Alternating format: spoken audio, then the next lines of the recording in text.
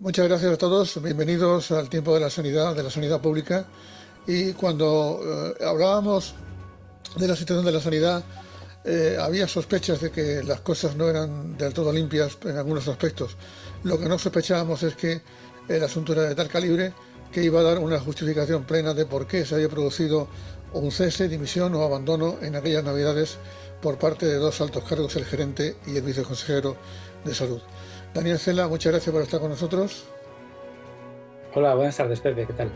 María Ángeles Prieto, encantado de verte, aunque te veo más en las pancartas que en el estudio. En la calle, defendiendo la sanidad pública. Sin duda. Y Giancarles, pues gracias por la ayuda técnica, que hoy había algún troll de la oposición dando por saco, que nos ha impedido estar a la hora prevista. Lo importante es estar y decir, está claro. Pues de eso se trata. Qué bueno, te lo digo de compañero a compañero Daniel, qué bueno que aún existan periodistas de investigación, que se investigue en la prensa y que se saquen a la luz historias que la opinión pública debe conocer. Como en los buenos tiempos, bienvenido, muchas gracias y enhorabuena por tu excelente trabajo ahora y en otros temas que sabemos que en el diario.es están siendo noticia. Pero ¿cuál es la clave de esta historia? ¿Esto cómo surge? ¿Cómo llegáis al convencimiento de que algo sucio, fangoso, está ocurriendo en la sanidad andaluza? Aparte de que funcione rematadamente mal en algunos aspectos. Bueno, te refieres al caso del El viceconsejero. viceconsejero. ¿No? Bueno, esto es un trabajo que inicia la cadena SER, que es quien adelanta el lunes pasado el fichaje del ex viceconsejero de salud por la aseguradora SISA. Y a raíz de esta noticia, pues nosotros nos ponemos a revisar todos los documentos que teníamos de los contratos de emergencia que publicamos el año pasado. Sabes que el gobierno de Madrid abre un expediente para hacer contratación de emergencia durante que está en vigor el contrato, el marco legal de la pandemia, el que habilitó el gobierno durante la pandemia, para agilizar las contrataciones porque estábamos en una situación crítica. Pero después eso se prorroga pues durante 2 años y medio, ya con el marco legal caducado. Entonces, cuando la SER publica eso, yo recordaba que en esas contrataciones había 79 empresas privadas, ¿no? Entonces tuvimos que seguir el rastro de las contrataciones provincia a provincia y nos salieron pues esas adjudicaciones, ¿no? Sin publicidad, sin concurrencia, sin fiscalización previa dentro del marco de emergencia, casi 44 millones de euros a la empresa que había fichado al que entonces fue gerente del SAS y después viceconsejero de salud, ¿no? Y eso es un poco lo que agita al gobierno el miércoles y abre una investigación interna que 48 horas después concluye que no se le puede contratar ahora, pero que se le puede contratar dentro de 4 meses. Esa es un poco la situación. Bueno, esto justifica plenamente lo que pasó en aquellas navidades, es decir, esa sorprendente dimisión, cese, abandono, sustitución rápida, solución rápida por parte de la Junta de Andalucía. ¿Lo justifica? ¿Tiene que ver esta historia? Yo no lo sé, yo sé que el 27 de diciembre, en plenas Navidades, se producen dos salidas de la cúpula de la Consejería de Salud. Una es la del viceconsejero, que por lo que a mí me trasladan sale por su propio pie, es decir, él es el que decide marcharse, entonces alegando causas personales, y otra es la del gerente del SAS en ese momento, que a mí sí me trasladan que esta persona sí es destituida por falta de confianza. ¿Qué ocurrió en diciembre? Pues en diciembre no, porque no lo subimos entonces, pero lo subimos un poco después. Las listas de espera de pacientes en espera de un especialista y en espera de una operación quirúrgica en Andalucía habían roto todas las costuras, ¿no? Había más de 53.000 andaluces que habían rebasado el plazo que establece la ley para ser operado en la sanidad pública y por lo tanto susceptibles de demandar al gobierno andaluz por incumplimiento de ese decreto ley, ¿no? Meses antes, con un retraso de 1 año y medio, habíamos publicado, el propio gobierno andaluz había publicado que había más de 1 millón de andaluces en espera, en lista de espera. Esa información se publica con 1 año y pico de retraso y entonces provoca un tsunami político. El gobierno andaluz se da cuenta que por primera vez tiene una brecha política consistente, tanto los grupos de la oposición, que en esta legislatura y en la anterior, desde mi punto de vista, le han hecho pocas arrugas al gobierno de Moreno, pero también socialmente pues se empieza a entender que hay un problema de gestión sanitaria.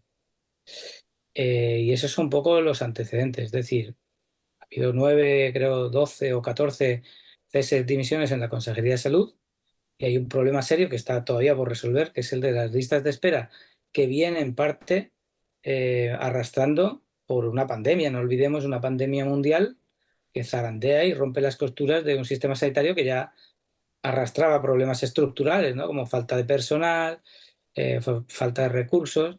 Es decir, lo que quiero decir es que no todo lo que ha ocurrido esta semana tiene que ver con la pandemia, pero bueno, el gran marco argumental de todo esto sí es que venimos de ahí, ¿no? ¿Qué pasa cuando ocurre esto en diciembre, María Ángeles? ¿Se encienden todas las alarmas?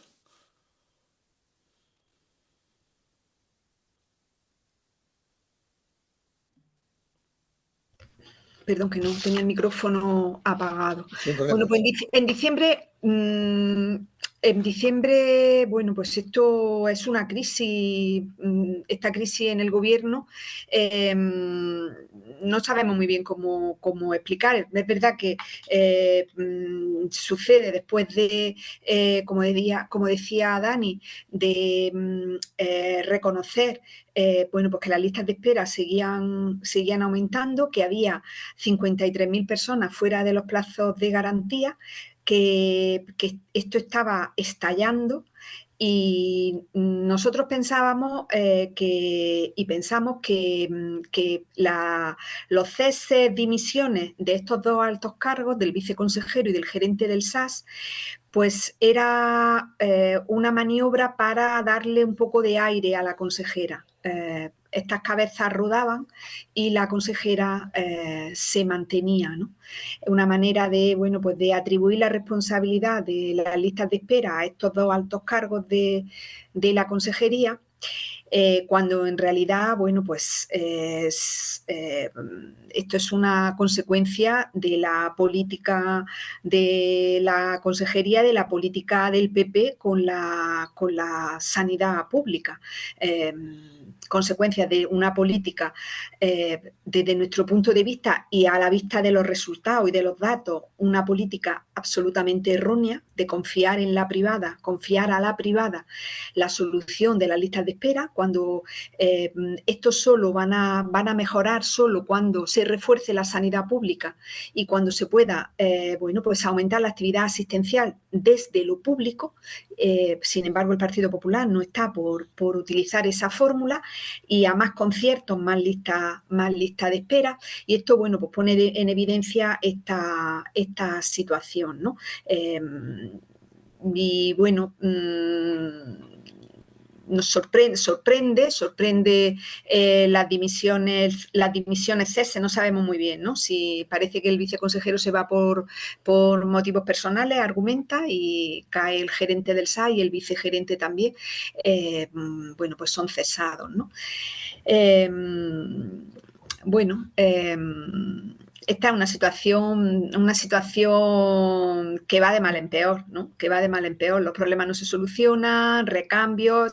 Estos son los últimos ceses y las últimas dimisiones que hemos conocido, pero en los meses anteriores ha habido hasta 9 dimisiones de cargos y de responsables de la Consejería de Salud, ¿no? Bueno, hay una cuestión clara que yo creo que la opinión pública debe saber. ¿Qué es eso de las cesantías? ¿Qué es eso de que se establezca un plazo de como mínimo 2 años para que no se vuelva a ejercer ningún cargo en el mismo sector donde uno está trabajando en la administración? ¿Por qué él dice, por qué hay una parte de la historia en la que se argumenta que se puede ir antes, que puede estar 2, 3 meses y que se puede incorporar rápidamente a su puesto de trabajo? ¿Es un mecanismo de garantía, un mecanismo de obstáculo y de freno para que no se produzcan puertas giratorias? ¿Alguien nos lo explica con detalle? Hombre, esto está recogido en la ley de incompatibilidades de Andalucía y lo que quiere es poner un espacio entre las decisiones que puede tomar un cargo público y las posibles implicaciones que puede tener eso si se va a una empresa con la que ha tenido relación, un mínimo de 2 años, ¿no? En este caso, con el ejemplo del viceconsejero, del ex viceconsejero de Miguel Ángel Guzmán, lo vemos con mucha claridad. Fíjense cuál es el proceso. Se generan listas de espera históricas, listas de espera que revientan el sistema, que justifican tener que recurrir a la privada. Se recurre a una empresa, se le dan 44 millones a Sisa a dedo, sin control. Se favorece, por tanto, la decisión como cargo de la Consejería de Salud, se favorece el contrato con esta empresa. Dejas tu cargo en la Consejería de Salud y 3 meses después esta empresa te agradece el favor fichándote, ¿no? Esto es una situación que a cualquiera le parece escandalosa, que le parece una práctica corrupta, y lo que intenta la ley la ley de función pública, la ley de incompatibilidades, es precisamente minimizar esa situación, ¿no? Minimizar esa circunstancia. En este caso, claro, la respuesta que da la Consejería de Justicia es, bueno, como se firmaron los contratos cuando Miguel Ángel Guzmán era gerente del SAS, porque el ex viceconsejero anteriormente fue gerente del SAS y es en la práctica habitual, es el gerente del SAS el que firma este tipo de documentos, como dentro de 4 meses hará 2 años, pues aunque ahora haya intentado saltarse la ley de incompatibilidades, simplemente que espere 4 meses, que dentro de 4 meses esto ya no es ilegal. Bueno, pues no sé si será ilegal o no, hay que investigarlo y hay que seguir investigando, porque los contratos a dedo y los contratos sin garantía se siguen produciendo en estos momentos. Habrá que investigar, porque en estos momentos, cuando Miguel Ángel Guzmán, el año pasado, cuando era viceconsejero, los contratos a dedo seguían produciéndose. Esto hay que investigarlo. Y no sé si será ilegal o no, lo que sí es de una falta de ética y de decencia política impresionante. Estos casos, Giancarlo, se están dando o se han dado en otras administraciones sanitarias en España. ¿Hay situaciones similares a esta? Seguramente sí, pero yo no conozco situaciones tan claras de que en tan poco tiempo una persona haya pasado del sector público al sector privado y más después de haber habido esa relación tan directa entre los contratos que se han dado al empleador que te emplea, en este caso al ex viceconsejero. Yo creo que situaciones como esta me parece única, ¿no? Y creo que eso nos marca que yo creo que cuando firma el contrato o cuando se plantea ser gerente del SAS o ser viceconsejero, él sabe que tiene una ley de incompatibilidades que le marca de alguna forma el poder estar en una situación u otra, ¿no? El hecho de que se vayan y al final te digan lo de viceconsejero lo dejamos a un lado porque quien lo firmó es el gerente del SAS. Yo me parece que es una situación impresentable desde mi punto de vista. Creo que lo que hay que hacer es, si realmente a una persona se le pone por incompatibilidad, yo creo que incluso la incompatibilidad no solo la tiene el gerente del SAS, que es quien firma, la tiene el viceconsejero, la consejera y la tiene, sin duda alguna, el presidente Moreno Bonilla. Es decir, quienes marcan la relación con determinados sectores es quien lo marca y por tanto son ellos los implicados para no poder ir hacia otros sectores a los cuales has beneficiado, has dado una serie de contratos. Podríamos ver, como decía antes Dani, con esa fórmula de contratos de emergencia y por tanto hechos sin concurrencia, y es evidente que eso es un problema que hay que analizar con detalle, y creo que la solución que ha dado la Junta de Andalucía a este problema me parece que es una solución en falso. Eso digo, Daniel, es que ahora parece que se sorprende la Junta de que haya pasado esto y se va a investigar y todo. No sé, aquí hay algo que me rechina. Me parece que hay algo que no casa con el sentido común ni el sentido de tener respeto hacia los electores y hacia los ciudadanos en general, ¿no? Bueno, nosotros no hemos visto el informe que ha hecho la Consejería de Justicia. El viernes por la mañana, en un comunicado, la Junta de Andalucía informa de que ha habido un informe favorable. Favorable lo digo porque nosotros decidimos titular con que la Junta autorizaba el fichaje del número 2 de salud en verano, pero no ahora. Aunque lo que dice el informe es que es incompatible ahora y no dentro de 4 meses. Es incompatible por lo que explicaba María Ángel, ¿no? Porque han pasado 2 años desde la etapa de Miguel Ángel Guzmán como gerente del SAS, pero no han pasado 2 años desde su etapa como viceconsejero. Nosotros después hicimos una ronda de llamadas a juristas, a catedráticos de Derecho Administrativo, y lo que nos explican es que la explicación de ese informe, a falta de verlo, es correcta. Nos puede gustar más o menos la ley, pero eso es lo que dice la ley. Es decir, han pasado 2 años desde que Miguel Ángel Guzmán aparentemente firma el último contrato a dedo del que se beneficia a Sisa. Hay otros planos de debate y de análisis. Es decir, esto es legal, pero ¿es lícito o es políticamente entendible? Yo creo que al gobierno andaluz le ha hecho daño políticamente, con independencia de que sea o no sea legal, ¿no?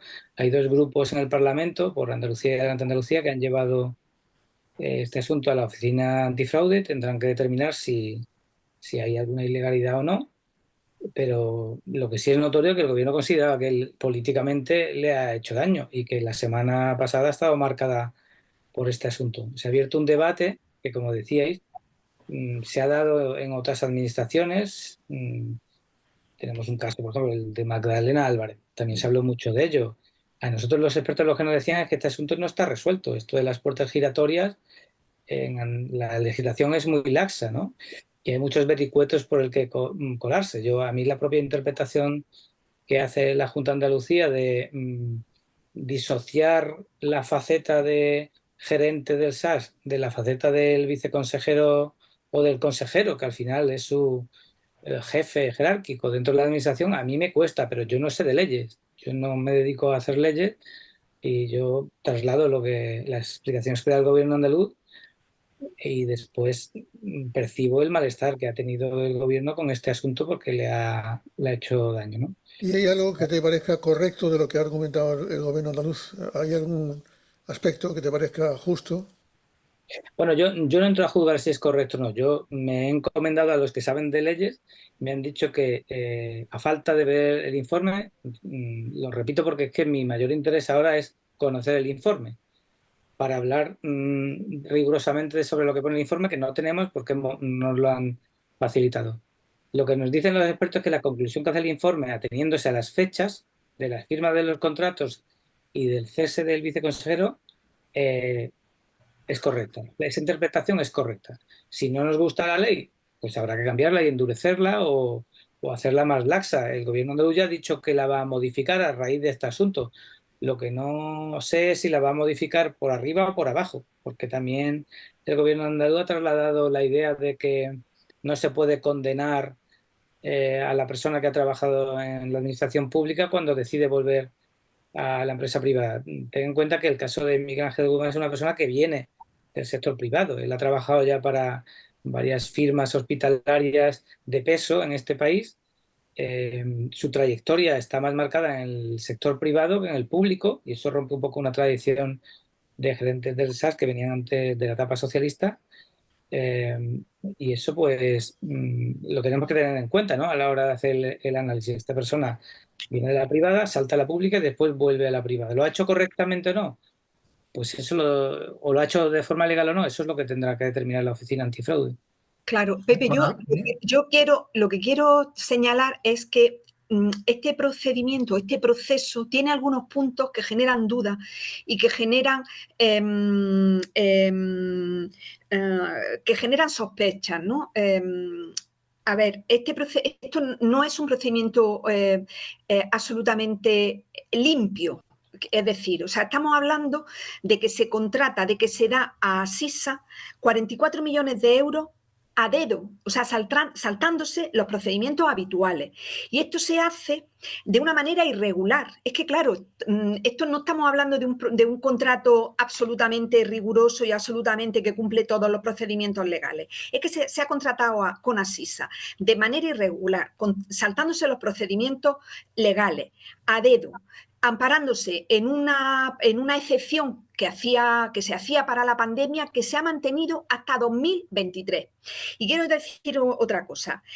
Miguel Ángel Guzmán firma los primeros contratos como gerente del SAS, pero estos contratos se han mantenido vigentes.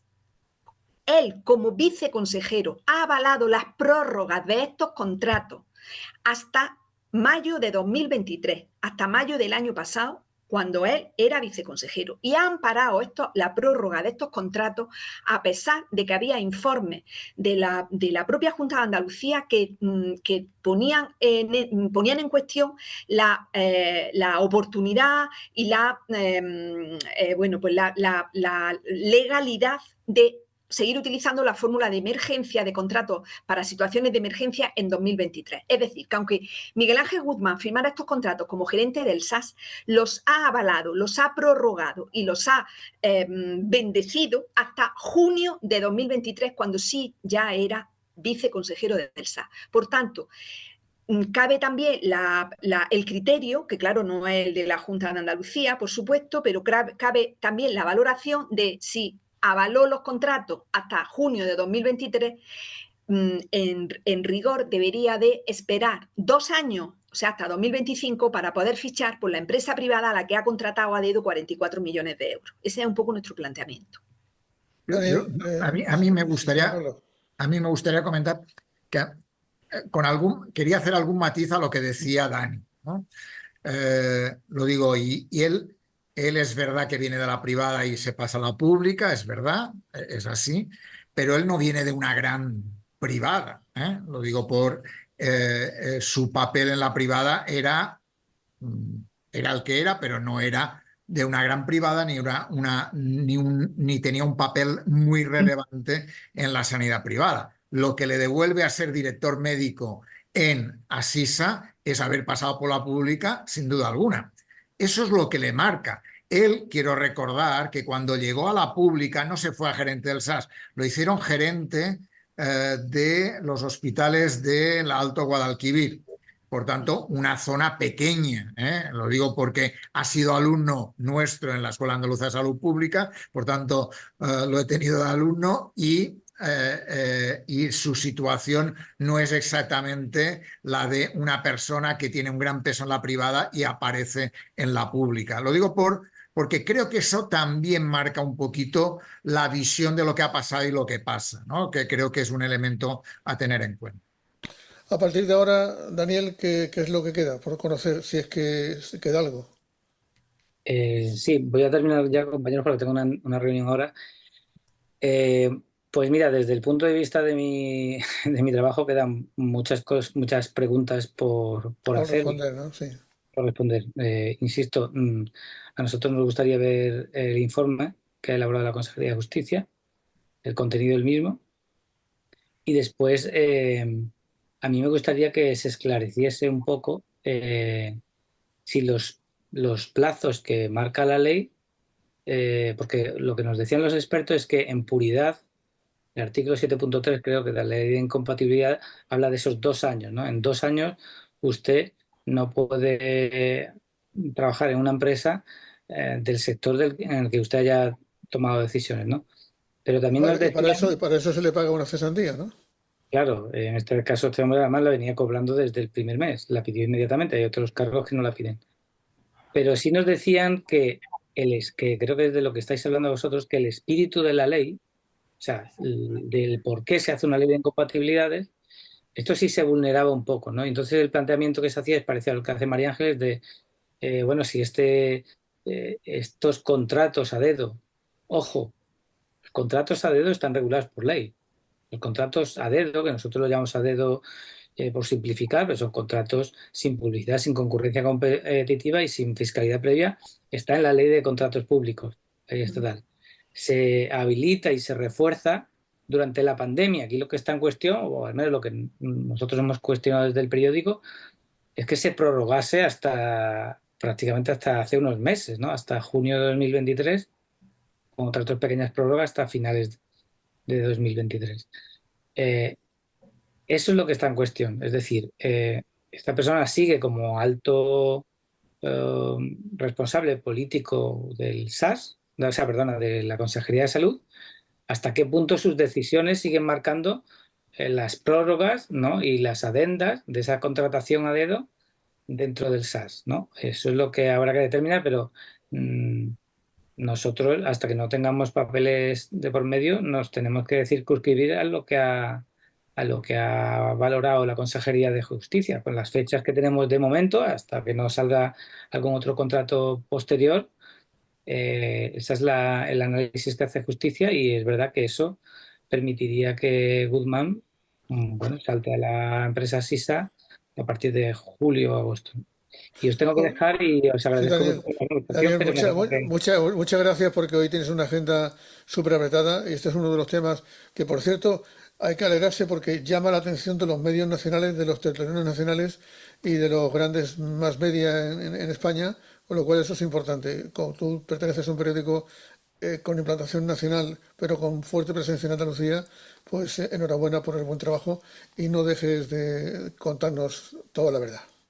Muchas gracias, Pepe. Un Muchas saludo a todos. gracias. Un Gracias, Daniel. abrazo. Bueno, ya ha sido un fin de semana sin duda intenso de manifestaciones y me llama mucho la atención porque viendo la televisión generalista, las grandes cadenas, incluso la pública, uno se daba cuenta de que esto de la sanidad, del deterioro de la atención primaria, no es una cosa de Andalucía en exclusiva, ni de la Comunidad de Madrid, que fueron las que más fuertemente han salido protestando en los últimos meses, sino que esto parece que está pasando en el resto de España. ¿Tendrá que ver, digo con ironía, que en el resto de España la mayor parte de las comunidades estén gobernadas por un mismo partido? Claro, claro que tiene que ver.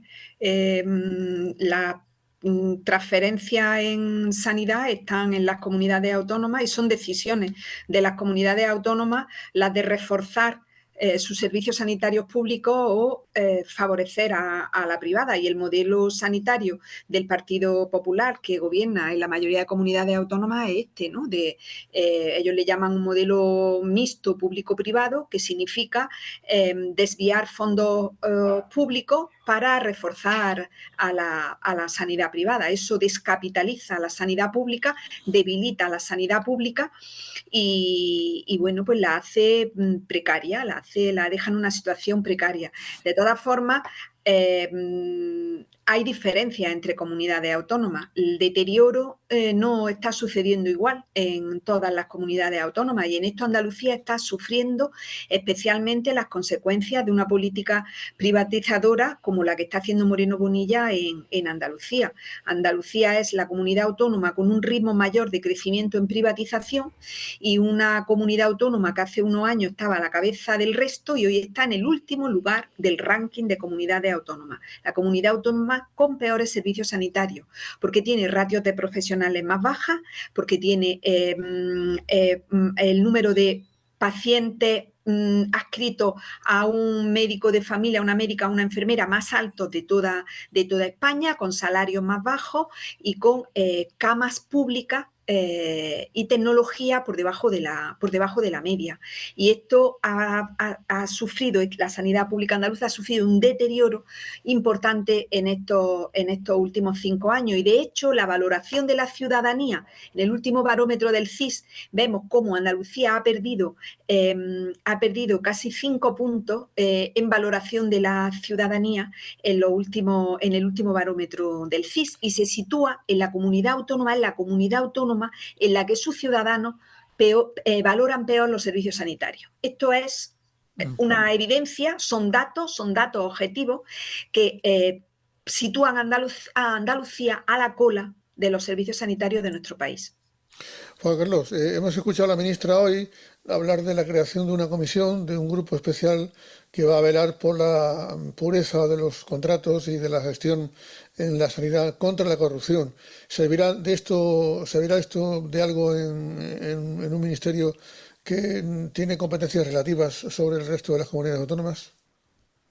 Puede ayudar. Me parece bien plantear algunas medidas de este tipo.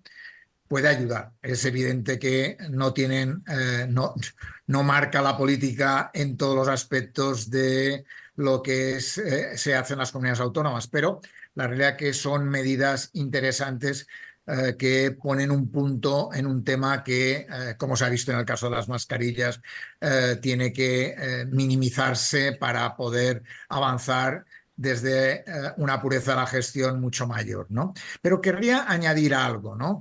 Que el problema de algunos gobiernos autonómicos no solo va ligado a las listas de espera, al paso de dinero a la sanidad privada, sino que lo podemos ver en el tema de lo que ha pasado en el tema del tabaco. El tema del tabaco lo hemos visto este fin de semana, se ha llegado a un más o menos acuerdo que se va a desarrollar a través de cambios de decretos ley, cambios de generación de nuevas leyes. Esta mañana he estado hablando con el director general de Salud Pública del Ministerio un buen rato y parece que va por ahí. Pero dicho eso, el discurso que se ha mantenido antes de la reunión del Consejo Interterritorial, donde ha habido cierto grado de acuerdo, antes de eso, los discursos que se conocían por parte de las comunidades autónomas eran discursos muy centrados en el discurso de la industria tabaquera. Lo digo porque es muy curioso que siempre sectores determinados tengan un peso mayor que la salud pública. La medida de tabaco que va a poner en marcha el gobierno de España es una medida de salud pública la más importante que se puede hacer desde un gobierno en este caso, ¿no? Porque conseguir favorecer que la gente no pueda tener espacios libres de humo en las terrazas de los bares, incluso en los coches, aunque ese es un tema que habrá que ver, que se favorezca unos mayores impuestos en el tabaco, el hecho de un empaquetado genérico como medidas entre las que se van a poner en marcha. Yo creo que son medidas que favorecen una mejor salud de la población, disminuir la mortalidad, hacer que la gente tenga más años de calidad de vida y más años de vida. Por tanto, no entiendo cómo alguien puede minimizar que esos elementos se puedan perder a partir de medidas del tipo de las que no querían poner en marcha. Damos un paseíto de resumen de cómo ha ido el fin de semana del domingo las manifestaciones, cómo ha estado todo, porque en Granada, como siempre, una amplia participación. Hay mucho interés por el tema de la sanidad en Granada, pero ¿cómo ha estado el resto de Andalucía? ¿Qué podéis contarnos?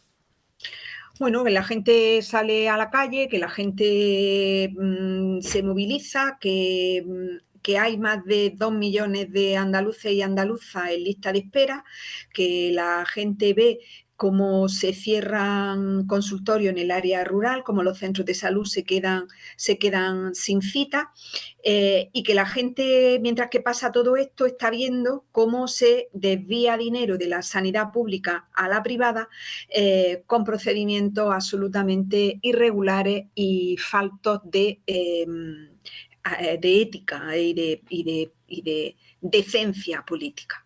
Cuando la sanidad pública, nuestra sanidad pública necesita más recursos que nunca, acaba de salir de una pandemia, necesita refuerzo, lo que hace el gobierno de Moreno Bonilla es seguir debilitándola, enviando recursos públicos a la privada. Y la gente ya lo sabe, la gente ya no se cree eso de que faltan médicos, de que el problema es que no encuentran médicos.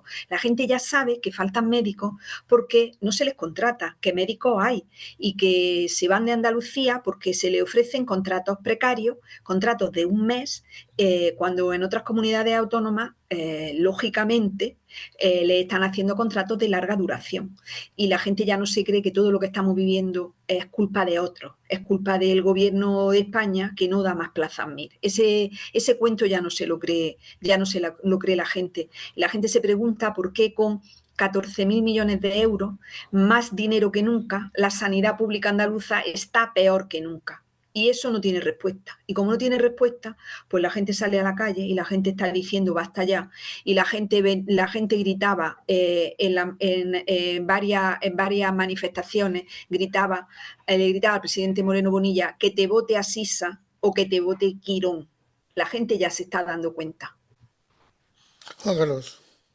Pues la realidad es que tenemos unas manifestaciones, pero que desde mi punto de vista creo que no reflejan la sensación de hartazgo que tiene la población de la situación en la que vive. Yo creo que se necesitaría unas manifestaciones mayores para que el gobierno de la Junta se dé cuenta de que así no se debe gobernar una comunidad autónoma en la que la gente quiere tener una atención más rápida en la atención primaria, quiere tener unas listas de espera mucho menores de las que se tienen y quiere que el proceso de gestión de una sanidad pública se haga con criterios de honradez, de justicia, de trabajo bien hecho, porque es lo que todos y cada uno de los ciudadanos, yo como ciudadano que vive en una ciudad andaluza, quiere y desea. Y creo que eso es lo que necesitamos todos. Pues muchas gracias a los dos por vuestra dedicación y pasión por este tema, porque es necesario, es un tema de interés general. Y gracias también a Daniel Cela, porque creo que, lo decía al principio, es bueno resaltar el trabajo de los medios de comunicación, porque el periodismo de investigación, sobre todo en un sitio como Andalucía, vuelve a ser imprescindible, necesario. ¿Algún detalle, algún comentario o la próxima? Por cierto, la próxima me sugieren algunos oyentes, lectores y videntes que volvamos otra vez al ámbito rural, que no lo hemos contado todo, que hablamos otro día muy bien del ámbito rural, pero que no nos metimos a fondo, que hay situaciones verdaderamente dramáticas y que no se está teniendo en cuenta a estos ciudadanos que no son ya de tercera, sino son de cuarta o de quinta categoría. Así que os lo dejo en el tintero, pero el campo, la gente del mundo rural necesita ayuda. Sin duda Ahí alguna. estaremos. Pues nada. Muchas gracias. Muchas gracias. Gracias. Hasta la próxima.